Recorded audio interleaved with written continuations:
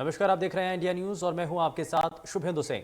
देश में कोरोना से हाहाकार मचा है। कहीं ऑक्सीजन की कमी है तो कहीं पर वेंटिलेटर की कमी देखी गई और ऐसे में परेशानियां अपार आम लोगों के सामने नजर आई। और इस सब को लेकर के देखा गया कि कोरोना संक्रमण के इस मुश्किल भरे दौर में लोगों के लिए उपचार की बहुत हद तक कमी थी। संक्रमित मरीजों की संख्या कम होने का नाम नहीं ले रही। ऐसे में इंडिया न्यूज पंजाब आपके लिए लेकर आया है ओपीडी, जिसमें आप घर बैठे ही डॉक्टर से बात कर सकते हैं। कोरोना काल में घर पर बैठकर खुद को और अपनों को कैसे सुरक्षित रख सकते हैं, इसके बारे में आप सलाह ले सकते हैं। तो वैक्सीन कम तो आखिर आगे इलाज कैसे किया जाएगा, कैसे इस बढ़ते संक्रमण को कम किया जा सकता है और कैसे हम अलग अलग तरीके के जो लक्षण नजर आ रहे हैं उनकी पहचान कर कैसे उपाय के जरिए कैसे हम इलाज कर सकते हैं और कैसे हम बिना अपने घर से बाहर निकले ही घर पर रह कर के ही इस जंग को जीत सकते हैं। इसीलिए ये इंडिया न्यूज के द्वारा ये ओपीडी का एक विशेष प्रबंध आप सभी दर्शकों के लिए किया गया है, ताकि आप अगर कोरोना से संक्रमित हैं या आप जानना चाहते हैं कि क्या और लक्षण हो सकते हैं। मौजूदा वक्त में कोरोना के कई वेरिएंट सामने आए हैं, तो उनकी पहचान कैसे की जाए, कैसे उनसे बचा जाए। आप अपने घर पर रहकर न सिर्फ अपने आप को बल्कि अपने परिवार के बाकी सदस्यों को भी कैसे बचा सकते हैं, कैसे महफूज रख सकते हैं, इस कार्यक्रम का यही उद्देश्य है, जानकारी आप तक पहुंचाना।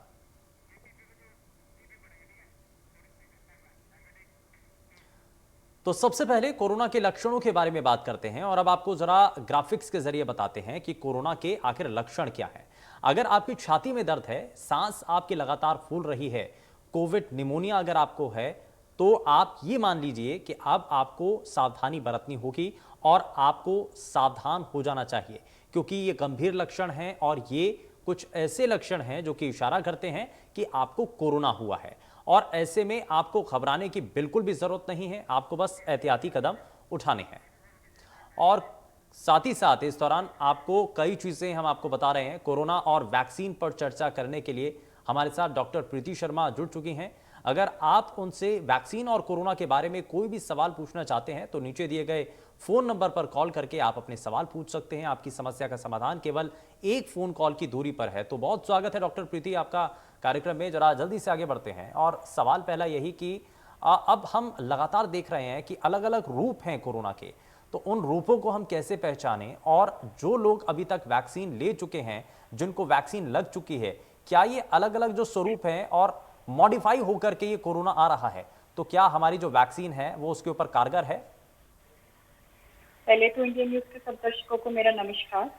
मैं आपको बताना चाहूंगी कि आजकल जो कोविड की सेकेंड वेव आई है, इसमें हमारे साथ हमारे देश में बहुत ही तबाही मचाई है। तो बहुत ही यंग वंस भी हमने लूज किए हैं और बहुत पेशेंट्स हैं जो डेली एडमिट हो रहे हैं और बहुत से लोग हैं जो बहुत ज्यादा ऑक्सीजन रिक्वायरमेंट के साथ एडमिट हो रहे हैं। तो वेंटिलेटर्स की रिक्वायरमेंट बढ़ गई है, जैसे कि आपने बताया। तो इसमें हमारा वैक्सीन का रोल बहुत इम्पोर्टेंट है। अभी तो गवर्नमेंट की तरफ से जितनी भी कोशिश हो रही है, वैक्सीन का कैंपेन्स हो रहे हैं कि वैक्सीन ली जाए। तो वैक्सीन को लेने से ये है कि एक इंसान अगर एक वैक्सीन की डोज पहली डोज ले रहा है तो उसके 4 से 6 हफ्ते बाद दूसरी डोज ले रहा है। दूसरी डोज के लेने के 2 से 3 हफ्ते तक एंटीबॉडीज बनती हैं, जिसको हम प्रोटेक्शन मानते हैं। ऐसा नहीं है कि एक वैक्सीन की एक डोज लगवाई है तो पेशेंट को हम कह सकते हैं कि वो प्रोटेक्टेड हैं और उनको कोविड नहीं हो सकता, ऐसा बिल्कुल नहीं है। तो वैक्सीन की जब तक 2 डोजेस कंप्लीट होके भी 2 से 4 हफ्ते हो जाते हैं, उसके बाद बॉडी में वो क्षमता आती है जिससे वो इम्यूनिटी बनती है ताकि वो कोविड से फाइट कर सके। हालांकि हमने कुछ केसेस देखे हैं कि पोस्ट वैक्सीनेशन भी केसेस हो रहे हैं, बट ज्यादातर वो बहुत ही माइल्ड केसेस होंगे जिनको हम बड़े अच्छे से मैनेज कर सकते हैं या घर पे भी मैनेज हो पाएंगे कि फीवर आएगा या हेडेक है या बॉडी वीक हो पाएगा नॉर्मल वायरल फीवर की तरह। क्योंकि हमें ये जरूरत है कि हम अभी भी सिम्टम्स को कई लोग इग्नोर कर देते हैं, तो सिम्टम्स को इग्नोर नहीं करना है। कुछ भी फीवर है जो बहुत ही बढ़ता जा रहा है, 101, 102, 3 हो रहा है, या फिर आपको छाती में ही सिर्फ कंजेशन लग रही है या टाइटनेस, चेस्ट टाइटनेस जिसे कहते हैं, हेडेक्स हो रहे हैं या बहुत ही ज्यादा सिवियर बॉडी का थकना, थकावट लगती है, माइल्डियस कहते हैं जिसको। तो इन सब चीजों का ध्यान रखना है कि अगर ऐसा कुछ है तो आपने कोविड टेस्टिंग करानी है। इवन आफ्टर वैक्सीनेशन आप ये मत सोचिए कि हाँ ये पोस्ट वैक्सीनेशन है। पोस्ट वैक्सीनेशन भी कभी कभी ऐसे सिम्टम्स आते हैं जो कि 1 से 2 दिन रह सकते हैं और अगर वो ठीक हो जाते हैं तो ठीक है, लेकिन अगर वो परसिस्ट कर रहे हैं तो इसका मतलब ये है कि उस दौरान आपको कोविड से कुछ एक्सपोजर हुआ होगा जिसकी वजह से ये सिम्टम्स परसिस्ट कर रहे हैं और आपको कोविड का टेस्ट ही कराना दोबारा समझा जाएगा। तो लेकिन कई तो इस लोगों का ये भी सवाल होता है डॉक्टर प्रीति के हुँ, हमने अभी वैक्सीन तो लगवा ली है लेकिन हमें वैक्सीन लगवाने के तुरंत बाद ही बुखार हो रहा है। तो हुँ। ये आखिर क्या क्या दोबारा से हमें कोरोना हो चुका है या फिर ये मान लिया जाए कि ये वैक्सीन लगवाने के बाद कुछ ऐसे लक्षण हैं जो कि कुछ समय तक के लिए होते हैं। हाँ, वही मैं आपको बता रही थी कि कुछ लोगों को वैक्सीनेशन के बाद ये इम्यून रिस्पॉन्स ही है, जिसके तहत इनको बुखार आ सकता है, हेडेक भी हो सकता है और थोड़ा ये शरीर में दर्द भी रह सकता है और लेज़ीनेस रहती है, लेथार्जी रहती है। तो ये वैक्सीन के पोस्ट साइड इफ़ेक्ट भी हैं, पर वो सिम्पटम्स जो हैं कम 1-2 दिन में चले जाते हैं। अगर मान लीजिए ये सारे आपके सिम्पटम्स अभी कंटिन्यूअस रह रहे हैं और 2, 3, 4 दिन भी रह रहे हैं, तो आपको कोविड टेस्टिंग कराने की ज़रूरत है। क्योंकि वैक्सीन ने अभी आपको प्रोटेक्शन नहीं दी है, अभी तो आपने वैक्सीन लगवाई है तो बस इम्यून बॉडी का रिस्पॉन्स शुरू हुआ है। तो जिसके बाद आपको टाइम लगेगा कि आपकी एंटीबॉडीज बने। तो इसको डिफरेंशिएट करना ज़रूरी है कि 1 या 2 दिन अगर ऐसे सिम्पटम्स रहते हैं तो पोस्ट वैक्सीनेशन भी लोगों में आते हैं। लेकिन अगर ये परसिस्ट कर रहे हैं तो हमको कोविड टेस्टिंग करानी है कि क्योंकि हो सकता है कि उस दौरान आपने कहीं से कोविड का एक्सपोजर ले लिया हो और आपको कोविड हो गया हो। ठीक है डॉक्टर प्रीति एक एक अलग सवाल है सवाल ये कि अगर कोई शख्स कोरोना से संक्रमित अगर उसको लक्षण नजर आते हैं वो टेस्ट कराता है लेकिन इसी दौरान उसकी कोरोना की फर्स्ट डोज की डेट भी आ जाती है तो वो डोज भी ले लेता है तो अब हुँ। डोज लेने के बाद 1-2 दिन बाद उसका जब कोरोना का टेस्ट है वो पॉजिटिव आता है तो अब वो क्या करे क्या उसकी हाँ, वो तो पहली डोज बेकार हो गई है या आगे उसको दूसरी डोज के लिए कुछ समय और बढ़ाना होगा। हाँ, अब अगर इससे में ऐसे कई पेशेंट्स हमारे पास आए हैं जिनकी वैक्सीन लग गई थी एक और उसके बाद उनको कोविड हो गया और एडमिट करना पड़ा। तो ऐसे में सबसे पहले तो हमें कोविड को ही ट्रीट करना है कि वो कौन-सी कैटेगरी में है, उस हिसाब से कि वो माइल्ड में है कि ऑक्सीजन सैचुरेशन मेंटेन कर पा रहे हैं या नहीं कर पा रहे हैं, मॉडरेट कैटेगरी में है जब हम इनको ऑक्सीजन लगानी पड़ती है या फिर बहुत ही सीवियर कैटेगरी में चले गए हैं जहाँ पे हमारे को मास वेंटिलेशन या वेंटिलेटर पे डालना पड़ता है। तो अगर उन सिचुएशंस में पेशेंट आया है तो पहले तो पेशेंट कोविड के लिए ट्रीट होगा जिसमें टाइम लग सकता है हफ्ता 10 दिन 2 हफ्ते। उसके बाद भी जब पेशेंट को कम से कम 3 से 4 हफ्ते होके इन्फेक्शन को चले जाएंगे उसके बाद वो सोचेंगे कि अपनी सेकेंड डोज लगवाने के लिए जो कि एक बूस्टर का काम करेगी क्योंकि इस समय जब कोविड की इन्फेक्शन हुई है तो उनकी एंटीबॉडीज नेचुरली भी डेवलप करेंगी। तो उसके बाद आप वो दूसरा डोज 4 से 6 हफ्ते के गैप के बाद आप लगवा सकते हैं। लेकिन उस टाइम जब कोविड हुआ है उस टाइम आप ये वैक्सीनेशन नहीं ले सकते हैं। ठीक है जरा आगे बढ़ते हैं और इस बीच हमारे साथ कॉलर रजनी कार्यक्रम में जुड़ चुके हैं। रजनी बहुत स्वागत है, पूछिए क्या पूछना चाहती हैं, क्या सवाल है आपका। हाँ जी सर, मेरा सवाल है कि ਬੱਚੇ ਨੇ ਬਾਹਰ ਟਰੈਵਲ ਕਰਨਾ ਸੀ, ਉਹਨੂੰ ਕੋਈ ਪ੍ਰੋਬਲਮ ਨਹੀਂ ਸੀ हम्म ਤੇ ਅਸੀਂ ਉਹਦੀ ਵੈਕਸੀਨੇਸ਼ਨ ਕਰਾਈ ਹੈ ਕੱਲ ਕੋਵੈਕਸੀਨ ਦੀ। हम्म ਪਰ ਕੀ ਉਹ ਬੱਚਾ ਟਰੈਵਲ ਕਰ ਸਕਦਾ ਹੈ ਬਾਹਰ ਉਹ ਵੈਕਸੀਨ ਦੇ ਨਾਲ? ठीक है, दोनों डोज लग नहीं, चुकी हैं रजनी, दोनों डोज लग चुकी हैं।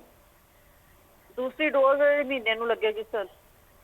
ठीक है डॉक्टर प्रीति, एक डोज लग चुकी है, क्या वो बाहर जा सकते हैं, ट्रैवल कर सकते हैं।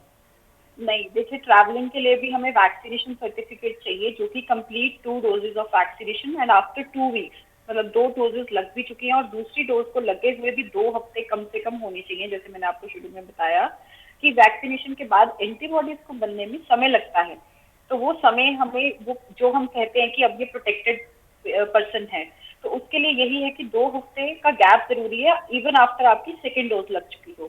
वरना इस बंदे को हम ये नहीं मान सकते कि कोविड हुआ है या एक्सपोजर हुआ है या नहीं हुआ है या कोविड आगे फैला सकते हैं। तो वैक्सीनेशन सर्टिफिकेट तभी मिलता है जब आपकी सेकेंड डोज भी लग चुकी है और उसके बाद भी कम से कम 2 हफ्ते हो चुके हैं तो आपको एक वैक्सीनेशन सर्टिफिकेट दिया जाता है विच विल बी जो आपको आगे परमिट करेगा कहीं भी जाने के लिए। कई बार ऐसे कॉलर्स भी हमारे साथ जुड़ते हैं, वो पूछते हैं कि हमें पहली कोवैक्सीन की डोज लगी है लेकिन वो आगे कोविशील्ड की डोज लगवाना चाहते हैं, तो क्या ऐसा संभव है। नहीं, देखिए वैक्सीन तो दोनों इक्वल एफिकेसी है लेकिन अगर एक वैक्सीन की डोजेज फर्स्ट डोज लगी है तो दूसरी भी उसी वैक्सीन की लगानी पड़ेगी क्योंकि थोड़ा थोड़ा इनमें डिफरेंसेस हैं। एक वायरल वेक्टर आरएनए बेस्ड है, एक इनएक्टिवेटेड विरियन बेस्ड है, तो थोड़ा थोड़ा मैकेनिज्म डिफरेंट है। तो जिसकी फर्स्ट डोज लगी है उसी की आपको सेकेंड डोज लगानी पड़ेगी। ऐसा नहीं है कि आपको वैक्सीन लगवा के फिर सेकेंड डोज कोविशील्ड की लगाएंगे। शुरुआत में कई लोगों के मन में सवाल होते हैं कि अगर उनको मामूली बुखार भी होता है तो आज के समय में तो उनको सीधे सीधे डर लगने लगता है और इसी ओर इशारा होने लगता है कि कहीं कोरोना तो नहीं हो गया। तो आपने जो शुरुआत में लक्षण बताए थे, बुखार के साथ साथ खांसी आना या जुकाम होना, ये मैंडेटरी है या सिर्फ बुखार के जरिए भी कोरोना हो सकता है? अगर जिन लोगों को सिर्फ हल्का बुखार भी है, कैसे वो पहचान करें, या हाई फीवर होगा? देखिए, बुखार अकेला भी कोरोना का लक्षण है, जरूरी नहीं है आपका गला खराब हो।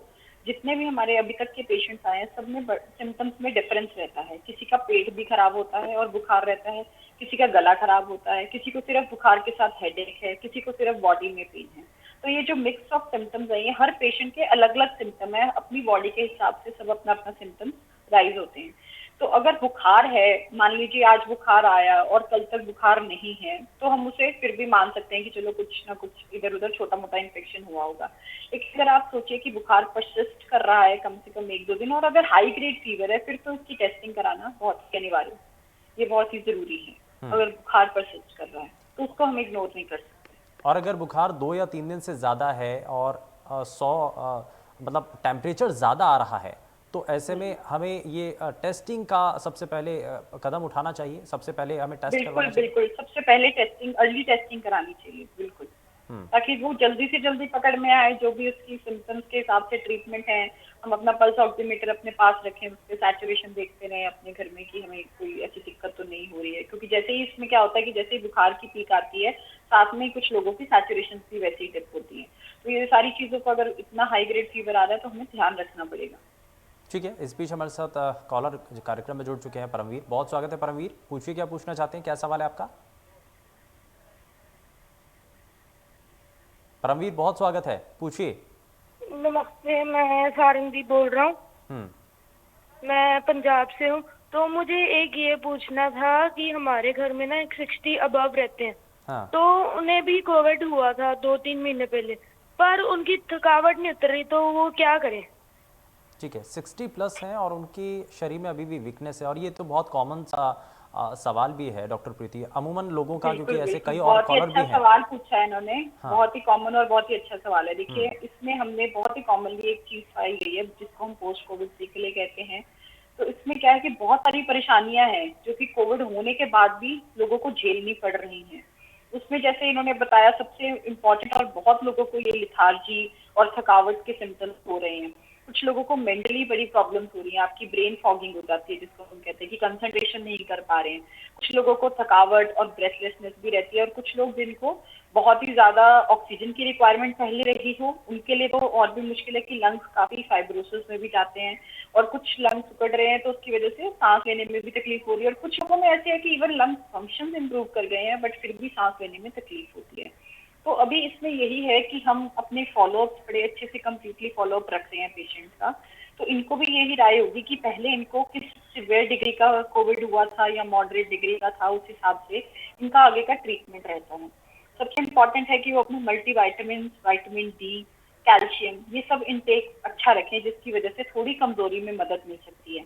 अपनी डाइट को बढ़ा के अच्छा रखें, जैसे कि हाई प्रोटीन डाइट लें, जिससे जो ये इसमें क्या होता है कि मसल पेशियां भी बहुत कमजोर हो जाती हैं, तो मसल वीकनेस कहते हैं उसको, उसकी वजह से भी ये सारी दिक्कतें आ रही हैं। तो ये सारी चीजों को, हमारे इलेक्ट्रोलाइट्स बॉडी में ठीक रहें, हमारे विटामिन कंप्लीट रहें और हमारी डाइट अच्छी हो, तो उसका ध्यान रखना पड़ेगा। मान लीजिए अगर सिवियर इन्फेक्शन हुआ था ड्यूरिंग हॉस्पिटलाइजेशन और बहुत ज्यादा ऑक्सीजन रिक्वायरमेंट हुई थी, तो धीरे धीरे स्टेरॉइड्स भी लिए होंगे, तो स्टेरॉइड्स को टेपर करके कम करते हैं या बंद करते हैं, तब भी और ज्यादा वीकनेस भी होती है। और उसी के बदौलत इनको कैल्शियम, विटामिन डी का इंटेक अच्छा रखना पड़ेगा अपना। तो ये बहुत ही पेशेंट्स है जो इस तरह की चीजों को कंप्लेन करते हैं। मोरओवर इनको थोड़े थोड़े प्राणायाम, ब्रीदिंग एक्सरसाइजेस भी करनी पड़ेंगी और अपनी रेगुलर एक्टिविटी को धीरे धीरे रिज्यूम करना पड़ेगा। डॉक्टर प्रीति, इसी से जुड़ा हुआ इसी सवाल को मैं थोड़ा सा आगे बढ़ा देता हूं, क्योंकि अब कोरोना संक्रमण तो धीरे धीरे कम हो रहा है, लेकिन जो पोस्ट कोविड पेशेंट्स हैं उनकी संख्या बहुत हद तक ज्यादा है, और वो लोग अब अपने घर पर हैं। अब आगे उनको क्या करना है? जैसे कि आपने बताया कि मल्टीविटामिन अभी वो दवाइयां लेते रहें और खाने पीने का अपना फोकस ज्यादा करें, तो खाने पीने में अपनी डाइट के अंदर किन चीजों को वो शामिल करें, क्या वो खाना खाएं और किस तरीके का वो हेल्दी फूड ले सकते हैं, और कौन कौन सी एक्सरसाइज है? जैसा कि ये बहुत कॉमन सवाल है कि हमें सांस लेने में कुछ हद तक परेशानी हो रही है, तो इसके लिए हमें क्या और एक्सरसाइज करनी चाहिए? ठीक है, सबसे पहले तो अपनी डाइट का अच्छा ध्यान रखिए, फैटी फूड अवॉइड करें, इस टाइम भी ऑयली फूड अवॉइड करें और अपना high fibre green leafy vegetable salad plus अच्छी हाई प्रोटीन डाइट, जो लोग वेजिटेरियंस हैं पनीर ले सकते हैं, जो नॉन वेजिटेरियंस हैं वो लोग एग चिकन ले सकते हैं। दूसरा है कि प्रोटीन पाउडर्स आते हैं, अगर आपका प्रोटीन का इंटेक उतना अच्छा नहीं है तो आप प्रोटीन पाउडर्स भी अपने इसमें इंटेक में रख सकते हैं। विटामिन सी का इंटेक भी कंटिन्यू रखिए और बाकी तो मल्टीविटामिन सप्लीमेंट्स हैं। दूसरा जब बात आती है एक्सरसाइजेज की, तो सबसे पहले तो सुबह की ब्रीदिंग एक्सरसाइजेज का अपनी रुझान में डालिए। सबसे पहले उठते ही लंबे लंबे श्वास लेके ब्रीदिंग एक्सरसाइजेज करनी है। एक तरफ से आप सांस लीजिए और छोड़िए, जिसको प्राणायाम कहते हैं, ठीक है। दूसरा, हम लोग पायरोमेट्री देते हैं सब पेशेंट्स को मोस्टली डिस्चार्ज पे, जो बॉल्स उठाने होते हैं जिसमें लंग्स की हमें कैपेसिटी का पता चलता है कि पेशेंट कितना लंग कैपेसिटी रखता है या कितना वो एफर्ट कर सकता है, तो उसको स्पायरोमेट्री कहते हैं। तो इस तरह की छोटी छोटी एक्सरसाइजेस प्लस आप रेगुलर वॉक भी कर सकते हैं। अगर आपको बहुत ज्यादा था तो धीरे धीरे उसको स्टार्ट करके बढ़ा सकते हैं, पहले 10-15 मिनट, 20 मिनट, 30 मिनट, तो डेली की 30 मिनट्स ऑफ वॉक भी कर सकते हैं। तो इसमें डाइट प्लस ये सब चीजों का ध्यान रखेंगे तो थोड़ा सा अपनी बॉडी में और ताकत आएगी, जिसको हम झेल पाएंगे। दूसरा ये कि बहुत सफाई का भी हमने ध्यान रखना है, क्योंकि आप लोगों ने सुना होगा आजकल ब्लैक फंगस, व्हाइट फंगस, ये बहुत कुछ चल रहा है। तो इसमें यही है कि जब आप पोस्ट कोविड घर आए हैं तो आपको अपने आसपास की सफाई, एनवायरनमेंट, और मान लीजिए अगर आप ऑक्सीजन पे घर आए हैं तो आपकी ऑक्सीजन ट्यूबिंग्स और इन सब चीजों का भी बहुत ध्यान रखना पड़ेगा, ताकि ये ह्यूमिडिटी में या डैम्प वेदर्स में, जिसको हम कहते हैं कि ब्लैक फंगस या इस तरह की प्रॉब्लम्स ना हो। तो ये ठीक है। सब चीजों का आपको बहुत ध्यान रखना ठीक है, पड़ेगा। पोस्ट कोविड पेशेंट्स के लिए ब्लैक फंगस हो, वाइट फंगस हो या अभी येलो फंगस की जो एंट्री हुई है उस पर भी जरा बात करेंगे, लेकिन इस बीच हमारे साथ एक और कॉलर कार्यक्रम में जुड़ चुके हैं, जोगिंदर सिंह। बहुत स्वागत है आपका, पूछिए क्या पूछना चाहते हैं जोगिंदर।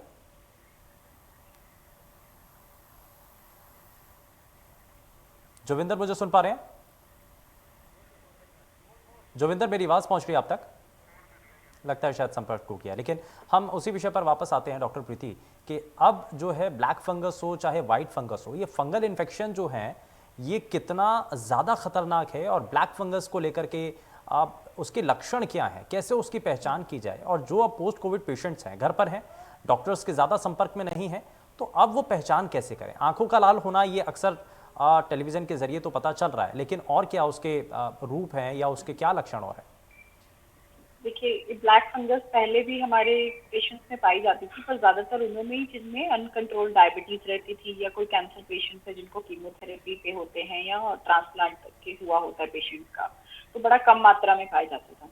अब इस कोविड के लहर के दौरान जहाँ पे पेशेंट भी बहुत ज्यादा थे, और उसमें यह कि कोविड होते ही इम्यूनिटी बहुत कम हो जाती है, तो और कुछ स्टेरॉइड का यूज भी रहा है, जिसकी वजह से ये ज्यादा उभर के आई है। और इस समय हमारे देश में बहुत सारे केसेस ब्लैक फंगस के हो रहे हैं, जिसको म्यूकर माइकोसिस कहते हैं, या म्यूकर की फंगस नाम है।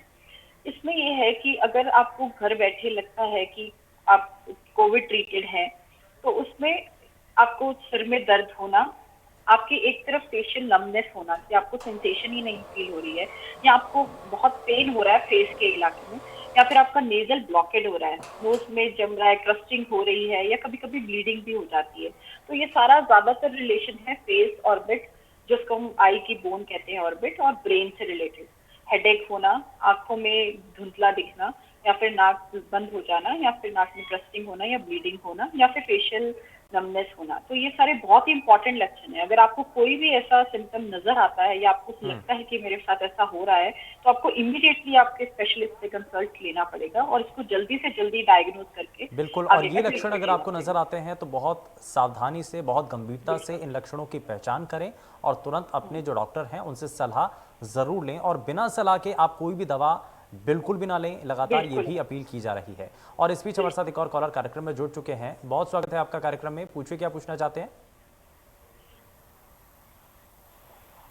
अर्चना, मुझे सुन पा रही हैं आप? हाँ जी सर, मेरा क्वेश्चन ये है कि बेटे ने अब्रॉड जाना है, कनाडा जाना है, उसने कल को वैक्सीन लगवाई है, मगर WHO ने उसको मान्यता नहीं दी, अब क्या करें? ठीक है डॉक्टर प्रीति, WHO की उस लिस्ट के अंदर कोवैक्सीन और इसको लेकर के तो बड़ा सवाल भी उठ रहा है कि वो लिस्टेड नहीं है, तो क्या किया जाए? ऐसे में विदेश यात्रा तो कैंसिल हो जाएगी या क्या किया जाएगा? वैसे तो अगर इनका आई थिंक RT-PCR का भी रोल रहता है कि अगर आप फ्रेश RT-PCR करवा रहे हैं जो कि विद इन 72 आवर्स है, तो वो अगर नेगेटिव आता है उसके बाद प्रोबेबली उनको वहाँ क्वारंटीन कर दिया जाएगा 10-12 दिन, अगर वो सिम्टम के लिए भी वॉच करना चाहते हैं। तो उसमें हमेशा आई थिंक यही रहता है कि आइदर वैक्सीनेशन सर्टिफिकेट या फिर आरटीपीसीआर रिपोर्ट। तो कोवैक्सीन की भी इनकी कंप्लीट डोजेस हो चुकी हैं। अर्चना, क्या वैक्सीन दोनों डोज लग चुके हैं आपको? नहीं सर, अभी एक ही लगी है। एक मगर वैक्सीन की डोज? WHO ने उन्होंने बच्चों ने बिल्कुल, निकाला था कि बिल्कुल। WHO ने उसको मानता नहीं थी। हाँ ठीक है डॉक्टर प्रीति, अभी एक डोज लगी है तो क्या हाँ, तो एक डोज लगी है तो वैसे ही इनकम्प्लीट वैक्सीनेशन है, तो उसको तो वो मानेंगे ही नहीं ना, वैसे ही इनकम्प्लीट है वैक्सीनेशन। तो आई थिंक अगर आरटीपीसीआर फ्रेश कराया जाए या उसकी रिपोर्ट के साथ अगर ट्रैवलिंग है या वो कंट्रीज के ऊपर ही डिपेंड करेगा, वो तो एम्बेसीज विल हैंडल, तो हम लोग उसमें ज्यादा नहीं कर सकते। बट ये कि आरटीपीसीआर अगर फ्रेश कराते हैं कि कोई फ्रेश इन्फेक्शन नहीं है तो उसको भी आगे फॉलो कर सकते हैं कि बेबी को वहाँ जाके क्वारंटीन कर दे 10 दिन। ठीक है अर्चना, बहुत शुक्रिया, आप जुड़ी हमारे साथ कार्यक्रम में और हम उम्मीद करते हैं कि आपके सवाल का जवाब आपको ज़रूर मिला होगा। लेकिन डॉक्टर प्रीति, एक उम्मीद भरा सवाल है। बहुत से लोग ये जानना चाहते हैं कि अब जो मास्क लगा करके रख रहे हैं, ये जो हम लगातार अभी अपने घरों में कैद हो रखे हैं, ये आखिर कितना समय और लगेगा? और वैक्सीनेशन तो अब पूरी प्रक्रिया आगे बढ़ रही है, वैक्सीनेशन की इस पूरी प्रक्रिया के बाद क्या ऐसा संभव है कि मास्क हम छोड़ दें, उसको पीछे छोड़ दें, वापस से हम जो आम जिंदगी थी वो जीने लगें? देखिए, अभी तो ये है कि हमारी वैक्सीनेशन अगर हम परसेंटेजेस में बात करें तो अभी भी हमारी कंट्री में जस्ट 3% लोग हुए हैं जो कि कम्प्लीटली वैक्सीनेटेड हैं। 3% is a very small amount. दूसरा ये कि जो जिन्होंने एक डोजेस लगाई है वो लगभग 11% है पेशेंट बंदे। तो इतने में तो हमारा अभी वैक्सीनेशन कैंपेन ही अभी काफी पीछे चल रहा है, तो हमें तो अभी बहुत टाइम लगेगा। दूसरा, अगर हम दोनों वैक्सीन भी लगवा लेते हैं फिर भी हमें अपनी प्रोटेक्शन के लिए मास्क को अभी भी अनिवार्य रखना पड़ेगा अपनी जिंदगी में, जब तक कि हमारी ऑलमोस्ट 80% लोग वैक्सीनेटेड ना हो जाएं। तो जब तक आपको हर्ड इम्यूनिटी कहते हैं, तो जब तक वो नहीं आ पाएगी या इतने लोग वैक्सीनेटेड हैं तभी वो प्रोटेक्टेड होंगे। अगर हमारे 3% लोग हैं लेकिन बाकी तो नहीं है ना, तो चांसेस ऑफ इन्फेक्शन तो फिर वैसे ही रहता है। तो जब तक हमारी इतनी जनता अगर जब वैक्सीनेट हो जाएगी तब हम ये सोच सकते हैं कि हम इसकी तरफ जाएं। पर अभी के लिए तो यही है कि हमें मास्क, इवन हम लोग जो भी कम्प्लीटली वैक्सीनेटेड भी हैं उनको भी मास्क की स्ट्रैटेजी और अपना कोविड एप्रोप्रिएट बिहेवियर फॉलो ही करना है। अभी के लिए ऐसा कुछ नहीं है कि हमारी वैक्सीनेशन हो गई है और अब हम मास्क लगाए बिना ही बाहर जाएंगे। तो ये तो बिल्कुल अभी के लिए ना है, बिल्कुल ही ना है इस चीज़ ठीक है, यानी कि अभी तो इसको अपनी ज़िंदगी में ढालना होगा। खैर, बहुत शुक्रिया डॉक्टर प्रीति, आप हमारे साथ कार्यक्रम में जुड़ी, बहुत सारी सलाह आपने हमारे सभी दर्शकों तक पहुंचाई है। बहुत शुक्रिया आपका कार्यक्रम में जुड़ने के लिए। फिलहाल के लिए बुलेटिन में बस इतना ही। नमस्कार।